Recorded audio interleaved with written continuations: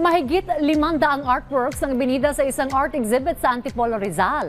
Ang mga nakamamanghang likha ng mga estudyante at professional artists libreng makikita ng publiko. Kaya tara, silipin natin ito.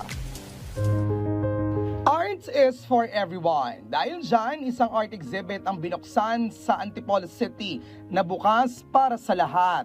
Ito ang Arts for Everyone 2026 na parte ng isang nationwide initiative kung saan ipinagdiriwang nito ang Filipino creativity by creating cultural spaces where arts can be experienced, appreciated, and enjoyed by everyone. Ang pagbubukas na nasabing exhibit, pinangunahan ni Antipolo Vice Mayor Randy Puno, Dr. Corazon Lazerna mula sa Rizal Tourism Office, Architect Louis Vito mula sa isang art school at ilang mall executives. We invite everyone to the Gala to the Max by exploring the exhibit, meet the artists, and perhaps even taking a more of art that speaks to you.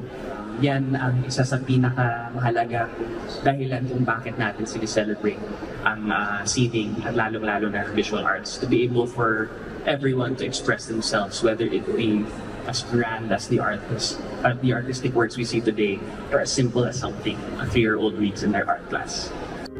Makikita sa exhibit na ito ang mahigit 500 artworks created by students, emerging and established Filipino artists na nagmula pa sa Rizal, Marikina City, Quezon City at ilang pang kalapit na syudad. Ginagawa nitong accessible ang art at binibigyan ng platform ang mga malilikha na ma-showcase ang kanilang mga obra sa mas marami pang tao. Isa rin sa highlights ng araw na iyon ang tote bag painting contest kung saan isang estudyante ang nagwagi rito.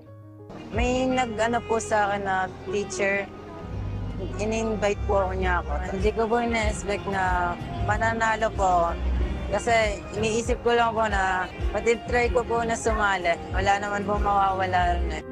Ang Art for Everyone exhibit ay bukas sa publiko hanggang July 26.